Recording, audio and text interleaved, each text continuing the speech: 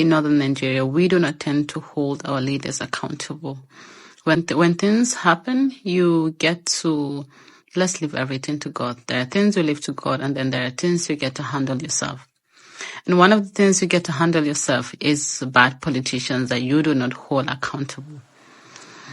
Because of the silent culture that we have in northern Nigeria is the reason why you see a situation where a child is abused or a child is being molested, and then people get to keep quiet and not talk about it. And the reason for that is, just like I've stated earlier, the silence is not going to get you government or get you people that are accountable. Did you know that the North accounts for over 60% of people living in multidimensional poverty in Nigeria? And when it comes to insecurity, over 70% of the insecurity incidents that we have suffered in the country hail from the North. Between January to October today, there have been accounts of over 1,500 people that have been killed. I've been in government for over 50 years, out of our 65 years of independence. And nothing to show in your region. Prevalent in their region. Nothing to show in your region. Are you not ashamed? And now look at this side. Look at this side. That poverty led to this insecurity we have today. Look at this side. Children are there roaming in the street, not going to school. I don't know why government is not looking at it. I will call them and say, come, you not a leader. Are you not ashamed? Why is this happening in your region? What have you benefited any to your attempt people? to want to open their eyes for the children on the street to see their problem. They see you as an enemy. That was one of the reasons why they changed Jonathan out of. Why did you build schools? And Nigerians, you are not here. You are looking at people. You are looking at people who want to drag you back. Somebody wants to drag you back, and you are following him. You are following him. We are the greatest fool, if you ask me. I'm not joking. If we have sense, if we want to do something for our children tomorrow, we should have said no. We want to move forward. But we hear run Nigeria. Till in the next 20 billion years, we cannot achieve that with these people. We cannot. Moses and Okoro, quote me, this thing you are looking for, I will always say that Nigeria is the geographical expression. Take for example of Zeke. Zeke did everything. He was even thinking Africa, Nigeria, unity. At the end of the day, Zeke did not get the United States of Africa. He did not get the United States of Nigeria. He did not even get that of the Igbos, and he died. Mr. Okoro, Zeke died. He's thinking that all his dream will come to pass. Even the Bible says, do not be unequally yoked. If you don't have like minds in a journey you are going to, you will not make that journey. They will discourage you midway. I'm not joking. Except you have like minds who want to make progress, who want to go forward. That is the only way there will be success. Go to all these Western nations and all these countries that are borrowing us money. How did they make those money? Is there no unity of purpose? They gathered so that they can use it to make progress. But here, when you gather, some people will just be there thinking it's their right to eat the money. Is there any other thing they do? Look at how much each one of them used to make whenever they are in office. They are just, this feudalism has made them to be too lazy. That when you go into office, is now an avenue to amass wealth. Not to grow the wealth. That is why they don't want to contribute anything to the center. Their own is bring the money. Where is the money coming from?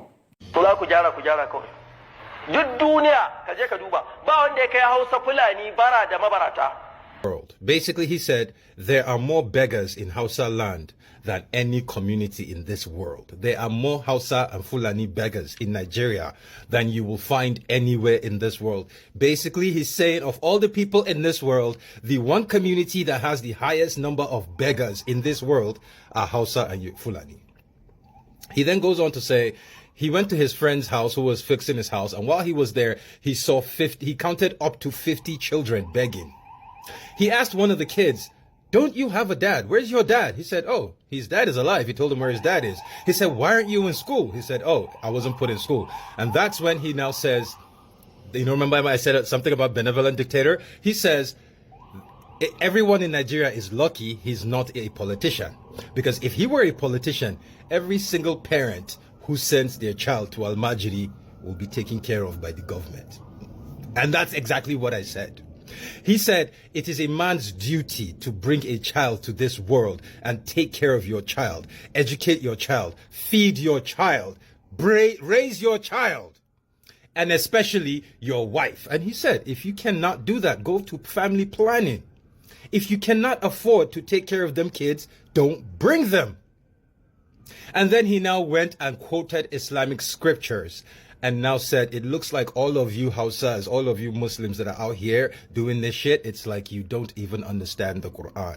And remember what I said, the reason I chose Islam is the first command in Islam is read.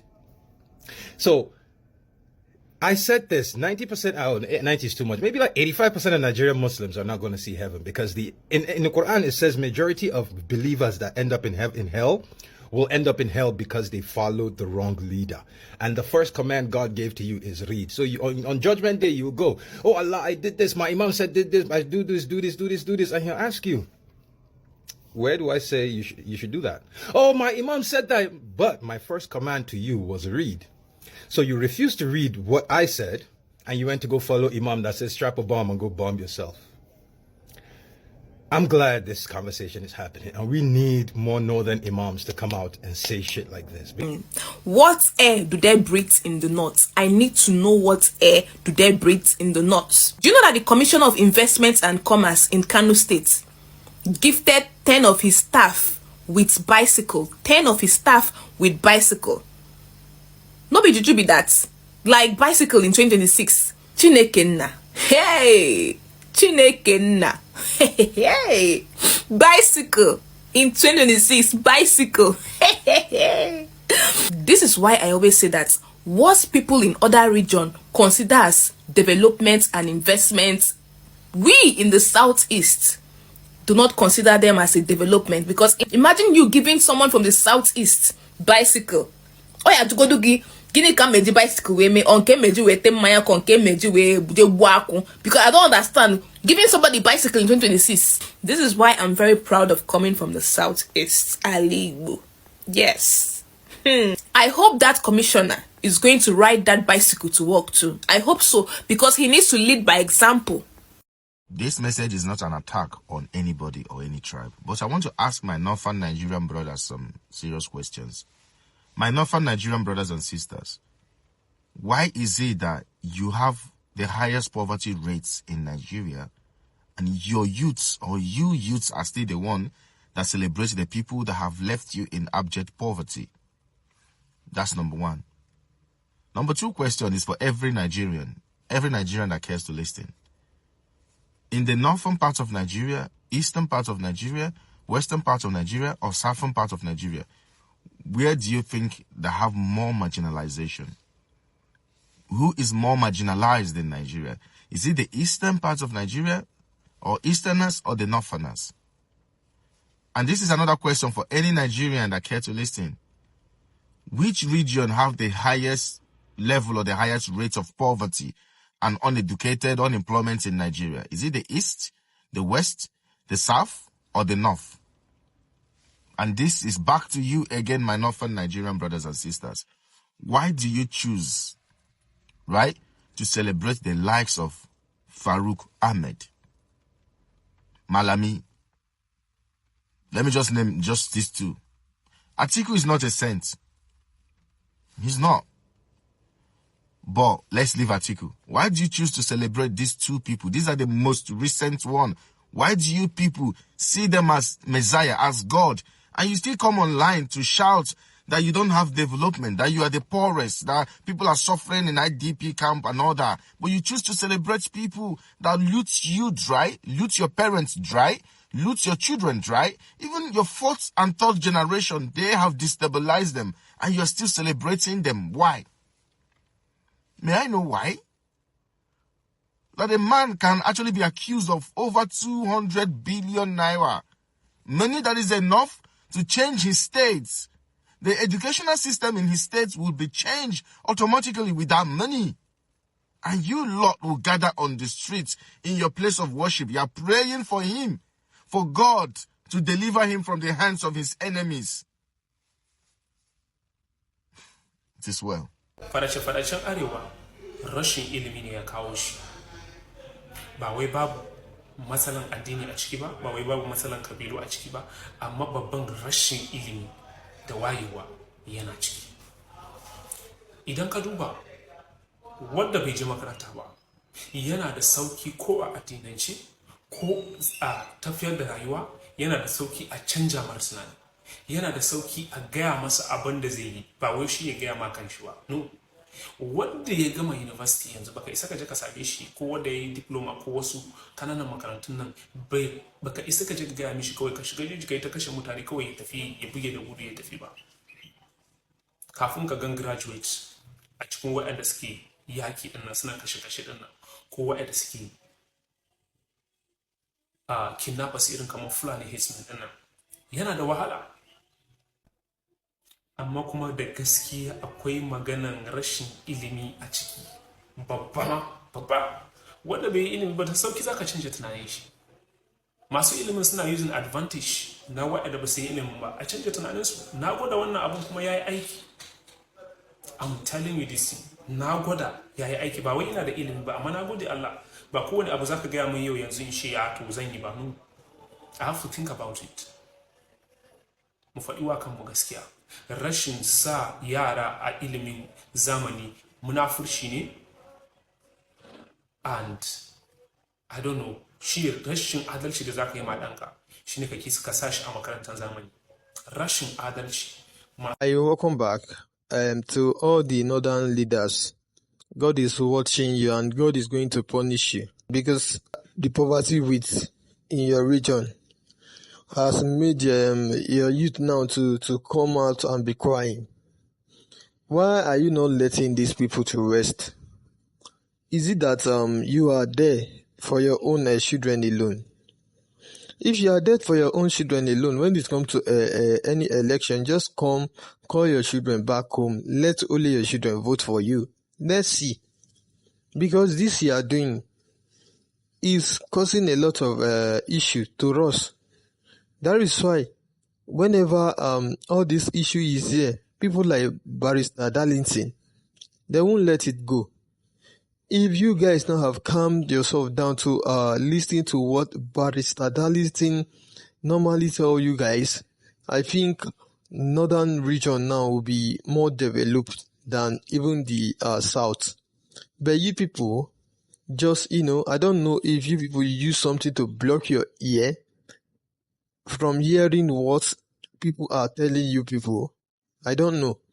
If not, for the past how many years now that people have just been coming out from even both European and even though both other Africans, from the past how many years they have been, saying something concerning how poverty rates and many other things is in your places. None of you has ever come to say that this is what is causing this, except this man that is governing Kaduna State today, that Ubasani. I can, stand for only that man, that he is the only person who came out the other time to say that the poverty rate and many other things in their places is upon them, where we say they be leaders. He says that everyone should hold most of them, where we say they have ruled. They started rule for since 2000 accountable, because he knows that the way they are shooting these people, it's very, very bad, and it is not acceptable.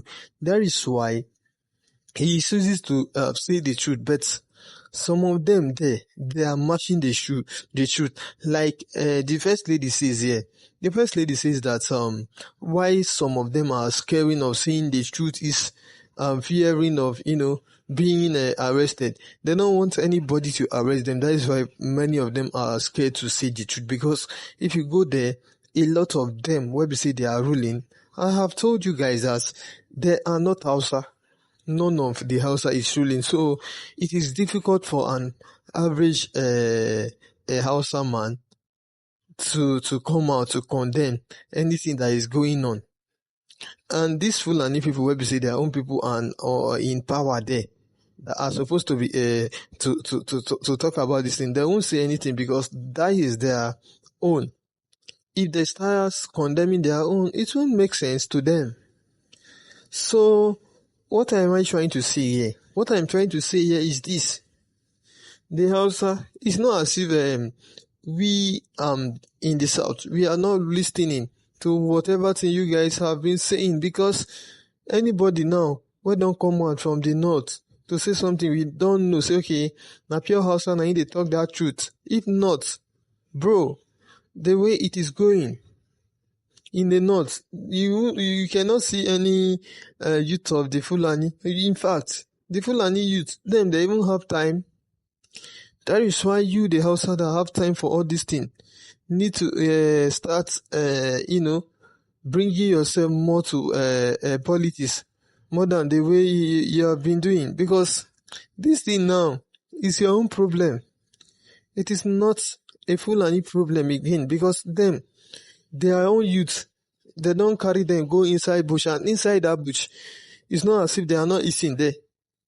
They normally carry some government food to go and give them, because I have seen a Fulani youth that came out the other time praising his own leaders that this is the food that they have used to do palliative for them, although they normally do palliative for themselves.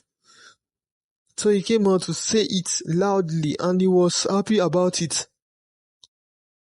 Despite the fact that these Fulani are in the bush doing following cows or roaming up and down, doesn't mean that their own people don't care about them. So it is you, the Hausa, that every Nigerians normally pity. Although this poverty rate they have put you guys into is something that you people don't need to stop talking about it. And where all this thing is coming from, it's not coming from only your politicians, but it is coming from both those that are pushing to you and your politicians. Because I think the first time, it is the people that started pushing back to you that have made you guys to give birth to the children you cannot, take care of. And that thing is part of how these people damage you. They have damaged you to the extent that we say you cannot take care of what you've given birth to, and you yourself, you cannot even take care of yourself. That is what they've done to you, and you must not keep quiet about it. Because a lot of people now are, supporting you people. That is just it. You, the youth of the North, wake up. I don't have any other thing to say. Wake up. Wake up and be speaking the truth to the world. Let the world hear your voice. Let the world hear your voice well. More than this, that is just it. And for those of you that want to tell us things about this, just drop it below. Thank you.